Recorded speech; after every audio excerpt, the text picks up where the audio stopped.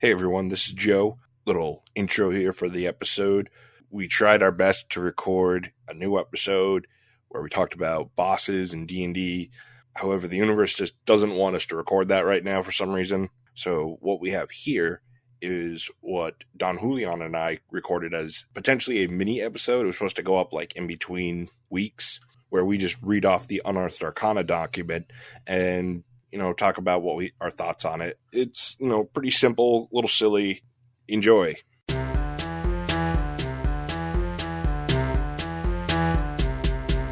Oh man, it looks like it's turning it up. How's this? That's turning it up. Yeah, it's all the way down. How's this? It's just that deep voice, and it's when you get excited and get real close to the microphone. I can talk like this from now on. Oh, yes. Hi, Joe. That's what all of our listeners want. All right, so this is our first mini-sode episode thing. Mike's having technical difficulties, so we're not doing a full episode. We're just going to talk about the Unearthed Arcana that's semi-recent.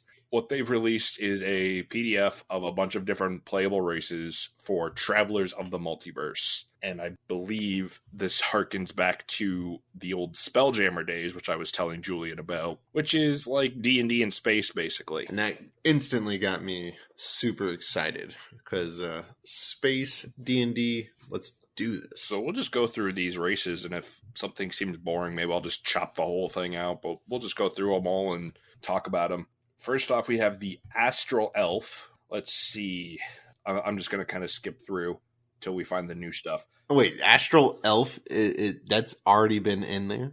No, this is a variation of an elf. So like creature size, humanoid, size, medium, fey ancestry, dark vision. These are all things that are normal with I see. All elves. I'm reading the new stuff. We don't need to review all the old stuff or all the stuff I thought you were going down that list of like all of the new ones. No, because there's one I cannot wait for you to get to and talk about. So I'll hold myself steady. Should we read like the backgrounds and stuff? That's too much. We're just kind of doing a review. No, come on. Let's read the backgrounds. Okay, well, are they space background? I think so. We'll go back and forth with these backgrounds. That you had the document up, right? Yeah, it's only 4 pages long, which is pretty sweet. That's how most of these are, anyway. They're like 1 to 4 pages usually. So the Astral Elves. Long ago, groups of elves ventured from the Feywild to the Astral Plane to be closer to their gods. Life in the Silver Void has imbued their souls with a spark of divine light. That light manifests as a starry gleam in an Astral Elf's eyes. Because nothing ages in the Astral Plane, Astral Elves from the plane are thousands of years old, and their longevity gives them an unusual perspective on time. Some are prone to melancholy, while others display an absence of feeling. Many look for creative ways to occupy themselves, whether they choose to live in quiet contemplation or strike out to explore the reaches of the multiverse. They tend to see things through the lens of time as having little or no meaning to them. Astral elves who don't dwell on the astral plane can live to be over 750 years old. First impression, I'm getting a huge Santa's elf vibe from this dude. I might be way off, but this sounds like, listen to this, man. Many look for creative ways to occupy themselves, like building toys on the North Pole. This easily could be a Christmas-themed D&D space episode. Really, really mixing up the pot there of diversity. All right, so what is different about this guy? Because otherwise, it looks like just Astral Fire. There's a few things. So first off, there's Astral Fire, which the following cantrips of your choice: Dancing Light, Light, or Sacred Flame. And then you get Radiant Soul. When you succeed on a death save, you can regain a number of hit points equal to your proficiency bonus, plus your intelligence, wisdom, or charisma modifier, your choice. When you select the race, you can't use the trait again until you finish a long rest. And then another thing is the trance proficiencies. That's new. Whenever you finish a long rest using your trance trait, you gain 2 proficiencies each, one with a weapon or a tool of your choice. So that's definitely new. I wonder if they're going to give that to all elves or just the Astral Elves. All right, so whenever do you gain them just for the day, or you retain them until you finish your next long rest? Oh, okay. That's actually not that bad because you could be really like all I was thinking of when you got that cantrip, the Sacred Flame, because I know that's a cleric and probably a couple other ones cantrip. But if you were a rogue elf and you had the ability to cantrip and the ability to get proficiency in heavy weapons, or maybe you're a wizard and you get to gain proficiency. Is it in just one weapon and tool? Okay, so you can't really do armor, but you definitely can do heavy weapons, or guns. Maybe you can kind of Yeah, change up this elf, and I think that those are things that make it a little bit different. But why would they change it for all elves, the trance proficiency? because all elves have trance. Right. But I was thinking all full elves have trance, so I wasn't sure if maybe I wonder if they're gonna add this to all the elves, or if it's just a special astral elf thing that they're doing. I see. And I mean, it's nothing game breaking. If you're going to be using a weapon in your game, you're already going to be proficient with it to start off with. To just gain one randomly is kind of interesting. I guess if a DM's being a hard ass about it. Yeah, I guess the more you just explain that, there's no way you're going to be sitting there switching up weapons so regularly, because where are you going to put them? You're going to carry them around with you? Where are you going to acquire them? You might as well just be good at one. Obviously, you can get real specific with weapons, but it comes down to really simple and martial weapons. Those are like the two main categories. All other weapon categories fall into those categories. Right. What about finesse? Finesse, that's a tag. Oh, okay. So it's like the two main groups are like martial and simple. Simple are things like clubs, and I think knives count, maybe daggers. When you get to martial, that's like your great swords, your long swords, things that are a little bit more complicated to use. Yeah. Finesse is just a property of a weapon. I see. But overall, it's just a space elf. Pretty cool. Lives forever. Good for them. Their dark vision, though. I mean, you're in outer space, like 60 feet. All right. Talk about worthless. I don't know much about the Astral Plane. I've never run anything in it. I've never been to it. I wonder if it's naturally lit up or something else. Who knows? Plane jumping always gets weird with D&D. I've never plane jumped, and if I have, I didn't know. You want to read the auto gnomes? These ones are fun. Auto gnomes are mechanical beings built by rock gnomes in their image, usually with a particular purpose in mind. For example, a gnome might build an auto gnome to be a steadfast colleague or loyal companion. Sometimes, because of a malfunction or unique circumstance, an auto gnome becomes separate from its creator and strikes out on its own. An autognome bears a resemblance to its creator, and most autognomes are programmed to speak and understand gnomish. The internal components used in an autognome's manufacture can vary wildly. One autognome might have an actual beating heart in its chest cavity, while another might be powered by stardust or intricate clockwork gears. Roll on the autognome history table or choose an entry to determine what event set your autognome on the path to adventure. If nothing on the table appeals to you, work with your DM to create an origin story for your autognome. Like gnomes, autognomes can live for centuries, up to 500 years. So this is kind of cool, and I'm surprised that this wasn't actually already part of D&D. And maybe it's because in World of Warcraft, they have all like the gnome village where they're just like constantly working on autognomes, probably, or they're like working on robots. And that's kind of what I think about when I think of gnomes. And so, isn't there a new book, something called a Gnome Tinker or something? I don't know. No? Okay. Well, if there was, you would know. So I'm probably just making it up from something else. But I do think that this is a pretty cool thing. And so the autognome history, do you want to go through what you, if you roll a D8, they could be? Yeah, sure. Or do you think that these people would just probably like having their own stuff? I mean, the tables are always nice. That's one of the things that's been a lot of people like about 5e is it really helps people, your quirks, your likes, your dislikes, really helps people build out a character for those who are less imaginative but still want to play. And I also think that sometimes you're like, I need a little bit more flavor, but I don't want to put that much effort into this stuff. His background can be this. It's, nice, that's easy enough. So let's see. So if you roll a 1, your creator gave you autonomy and urged you to follow your dreams. That's like the nice creator. Yeah. So this is the AI. Like, you ever see that show AI with the little boy that just wants to love his mom? That's what it seems like. All right, so number 2, your creator died, leaving you to fend for yourself. Oh, God. These are just getting more and more freaky. The last one's going to be Skynet has...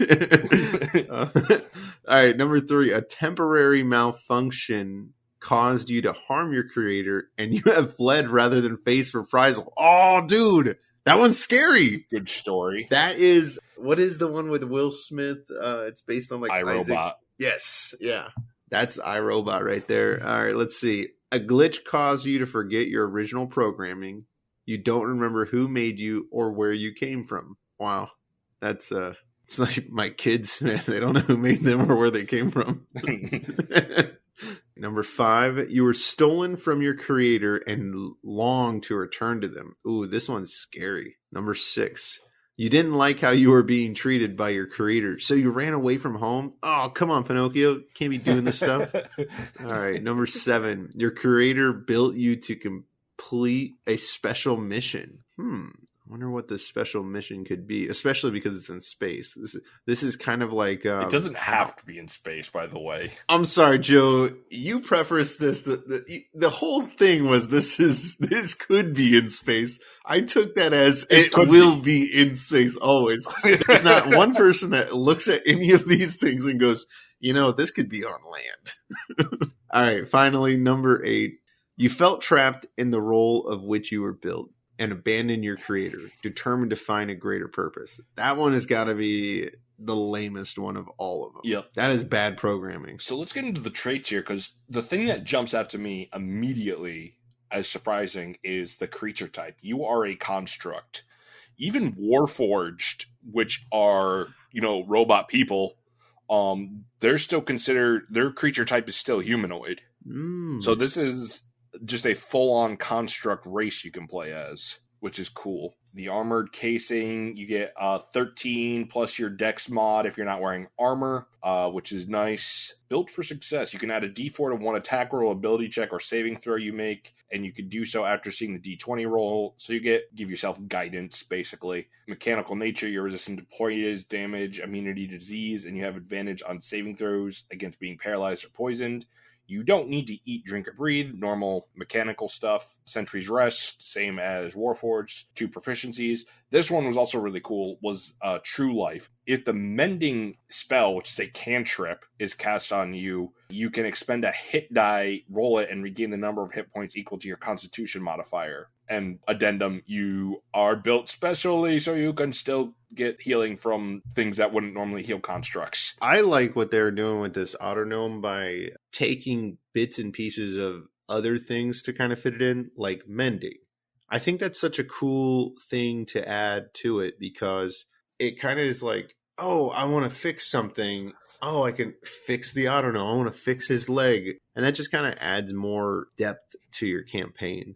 All right, so this one is fun. The GIF/Gift. This is the one I was looking forward to. I will alternate back and forth, and you will see why, because I did read this one. I didn't read any of this, and the fact that you're saying this is, I'm really looking forward to it now. It is spelled GIFF, if you haven't looked at this document. Mm-hmm. GIF are tall, broad-shouldered folk with hippo-like features. Some have smooth skin, while others have short bristles on their face and on the tops of their heads.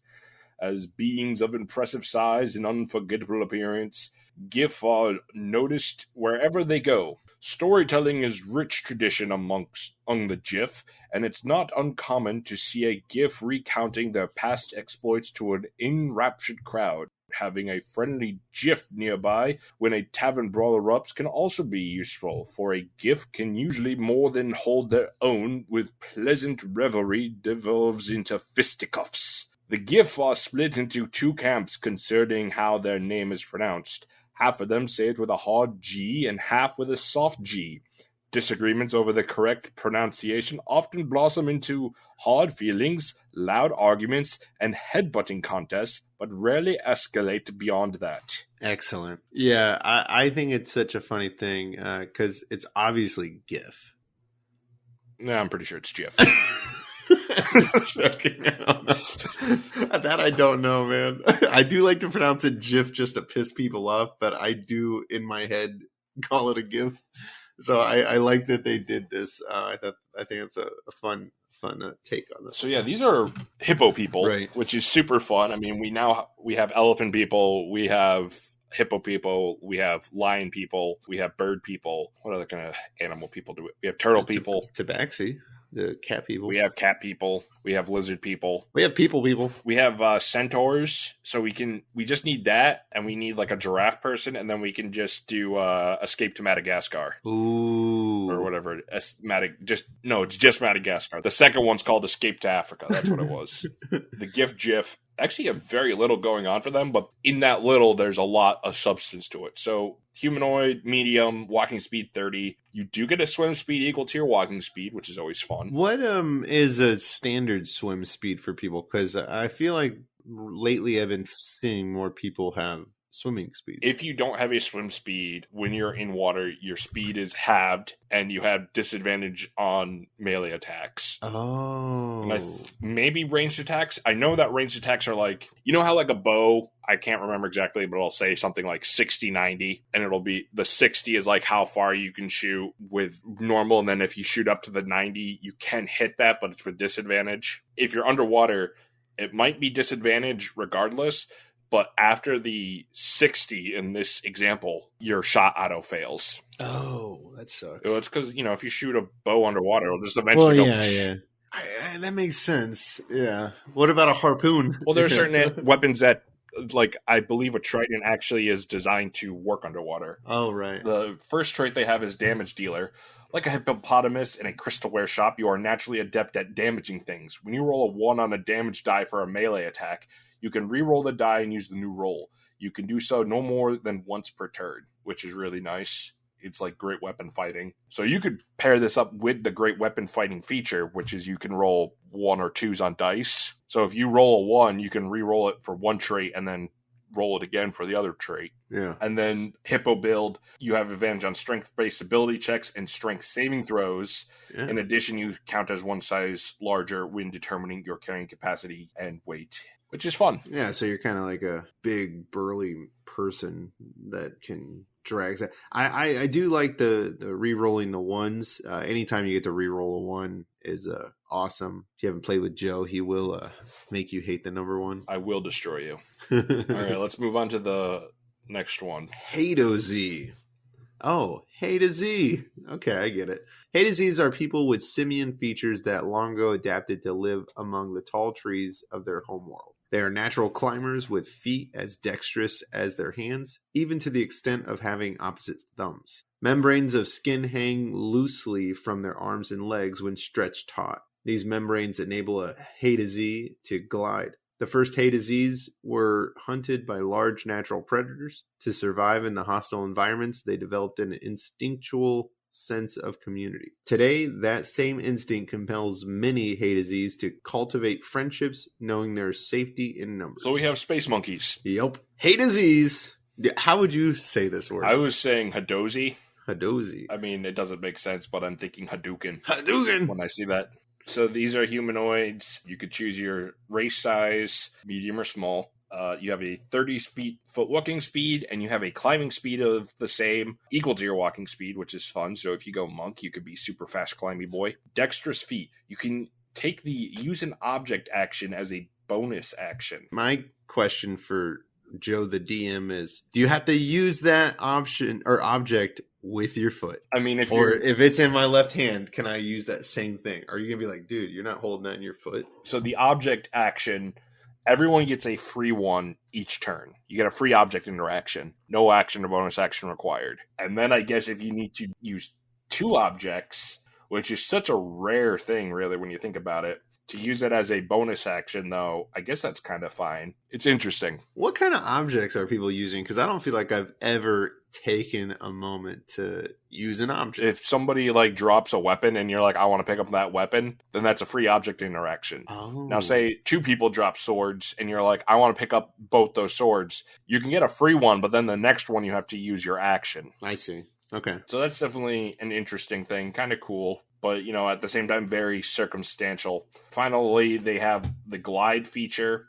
When you fall, you can move up to 5 feet horizontally for every 1 foot you descend. When you take damage, you can use your reaction to reduce the fall's damage to 0, which is honestly insane. Yeah, you can just jump from anywhere you want. Yeah, as written, I guess like you have to be able to use a reaction, but like there's a lot of things where it's like you can still use your reaction even if you're like under a lot of there's a lot of conditions you could still use your reaction, and you just take 0 falling damage. That's just crazy, honestly. That might get changed to like it might not be. It might not change. We've hypothesized this before with Unearthed Arcana, but that might get changed slightly. It seems very powerful. Yeah, and it seems really powerful, but it seems, on brand for like this person. But you don't get a lot of other cool traits. Like I really am.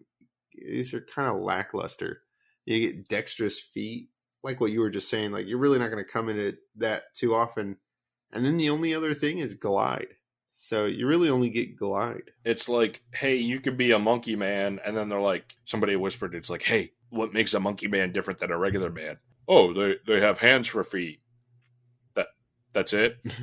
Some monkeys can glide. Those are called humans, awesome. And they wear a put suit. That in the book. So this one's gotten some memes around it, and I'll tell you why after I'm done reading it. Plasmoids are amorphous beings with no typical shape. In their presence of other folk, they often adopt a similar form, but there's little chance of mistaking a plasmoid for anything else. They consume food by osmosis, the way an amoeba does, and excrete waste through tiny pores. They breathe by absorbing oxygen through another set of pores, and their limbs are strong and flexible enough to grasp and manipulate weapons and tools. Although most plasmoids are translucent gray, they can alter their color and translucency by absorbing dyes through their pores. Plasmoids don't have internal organs of the usual sort. Their bodies are composed of cells, fibers, plasma-like ooze, and clusters of nerves called ganglia. These nerves enable a plasmoid to detect light, heat, texture, sound, pain, and vibrations. Plasmoids can stiffen the outer layers of their bodies to maintain a human-like shape, so they can wear clothing and accessories. They speak by forcing air out of their tubular cavities that constrict to produce sound.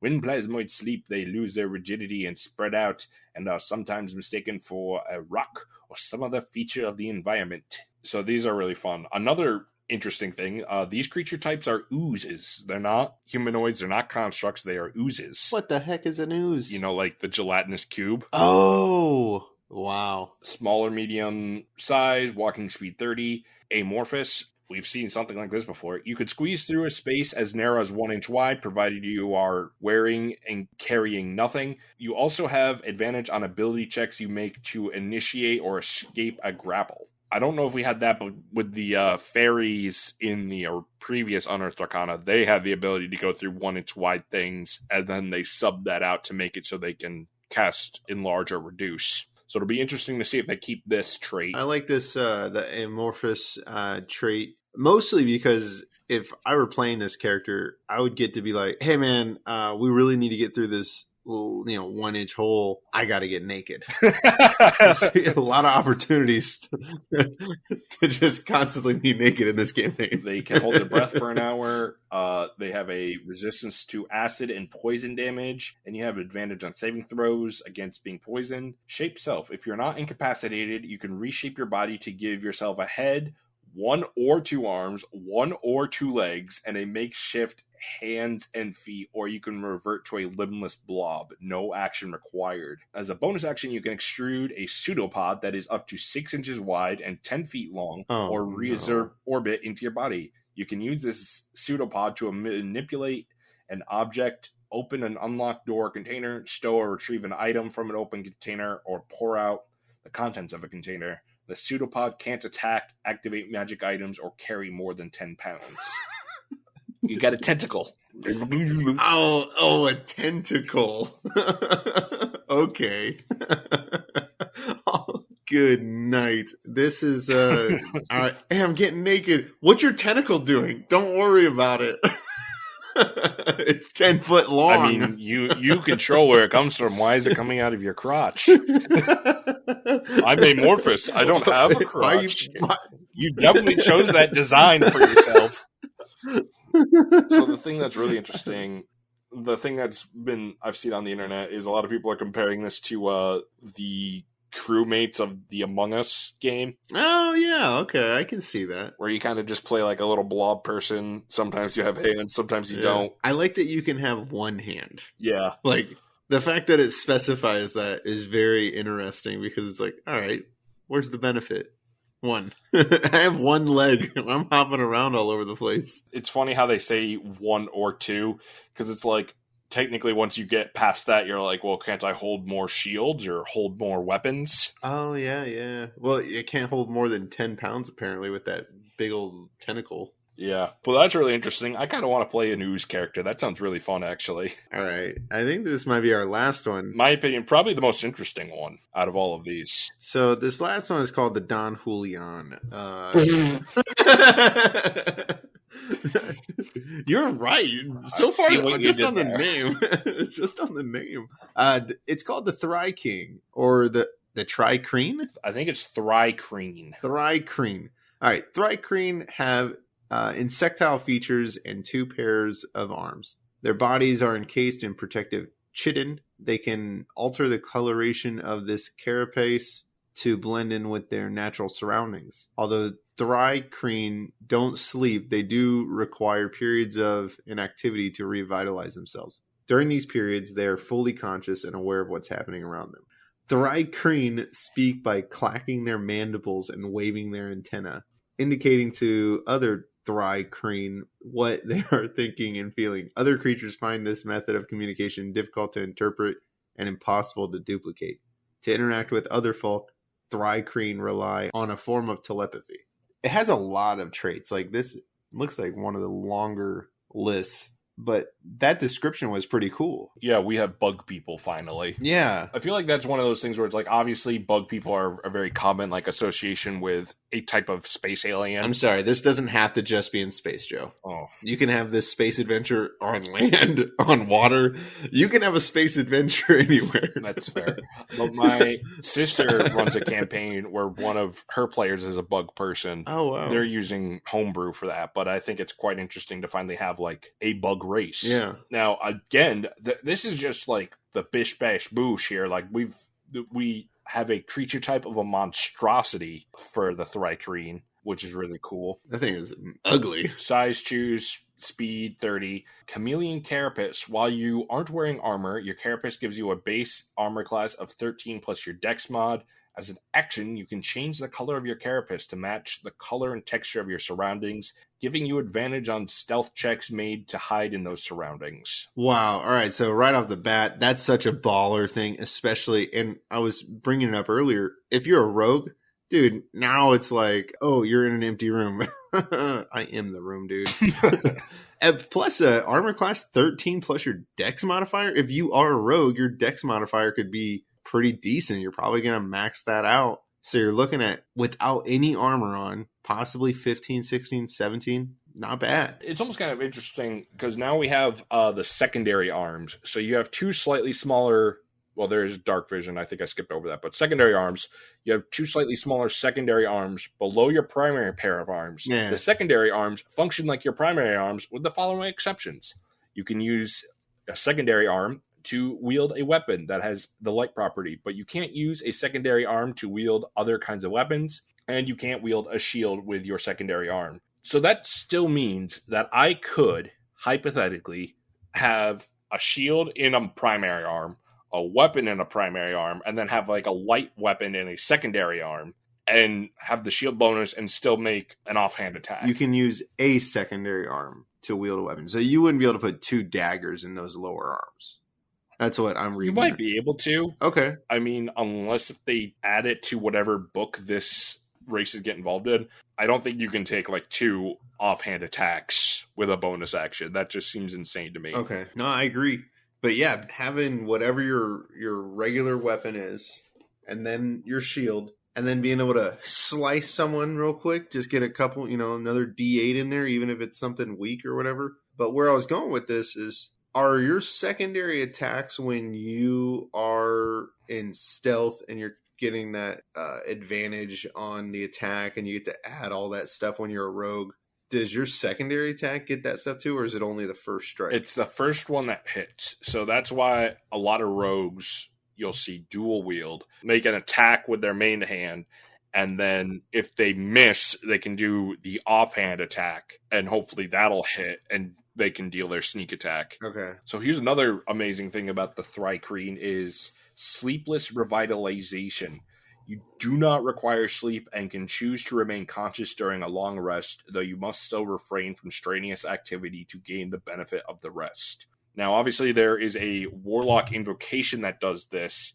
I gotta look this up to make sure I get it right, but I think you can't take it until you're like 14th level. Really? And this you get it right off the bat. This is like what they do. Yeah. Anytime you have, like with elves, where you can go into trance, anytime you can limit the amount of time that you can be surprise attacked, especially during a long rest, is always nice, because this character, you know, while everyone else is sleeping, getting their long rest in, you can just be like, hey, everyone, wake up. Yeah, because I know that there's spells like Alarm that can do this too, but this guy is doing it every single night for you. No need to even load up that spell. This guy is just sitting there standing guard all day. I like that. Oh, I guess I was fully wrong. Aspect of the Moon.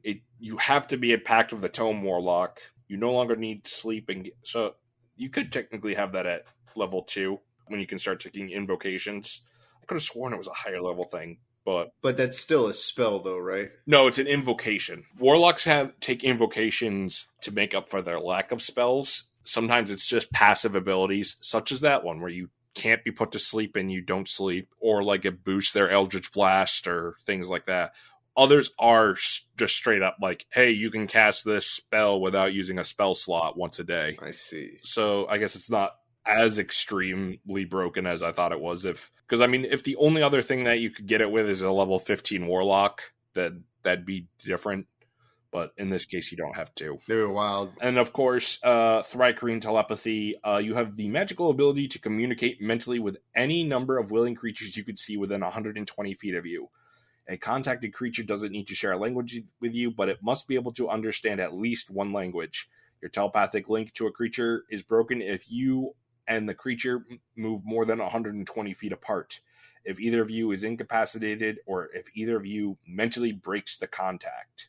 No action required. Yeah, that one's pretty straightforward. Yeah. Going into a village, you gather everybody around, and then you just scream in their brains. Oh, God. But they have to be a willing creature, so they can instantly be unwilling. Yeah, they can instantly be unwilling. Still a funny thing to get to start it off with everybody. Well, yeah, but you got this monstrosity of a creature walking in with his, 4 arms and 2 legs, clicking his mandible and antennae, and then you just hear in your head. Like, what the hell is this? Oh my God. You know what I just realized this is setting up? It is setting up for a Space Ghost campaign. Oh my God. Of course. That's Brack. Yeah. The last dude is Brack. I'm making a Ryecream that is Brack. No, Zorak is the bug person. Zorak? Yeah. And Brack is like the weird animal looking dude. Oh, is he green or the monkey? He's like red. It's been forever since I looked up Space Ghost, but suddenly it just like clicked. I'm like, oh, you could just be Zorak. Zorak. I'm going to take a look at this guy. Oh, yeah, Zorak. Zorak is the Ryecream. So if you guys want to know who that is, and let's see, man, who's Brack? Let's see who they are in this thing. Brack is probably the Hadozi. He's kind of small. He's got like that animalistic looking thing. Definitely. Space Ghost can just be a astral elf, technically. Yeah, because he's a ghost. And then Moltar, who shows up apparently, could be an auto gnome. Yeah, Moltar is like this dude in this what looks like an Austin Powers henchman outfit. Yep. Hey man, this is supposed to be a short episode too. That got a bit wacky at the end there, but sometimes that's where you go. We're 8 hours in. If this is any shorter than 8 hours, then we really did cut this down. We got into it. I have a beard now. We've been recording for days. Yeah, check out all the Twitters and socials and stuff. This is a mini episode. I don't want to plug anything. Well, that's it for us. Right. Thanks for listening to Travelers of the Multiverse Deep Dive. We'll see you later. Bye.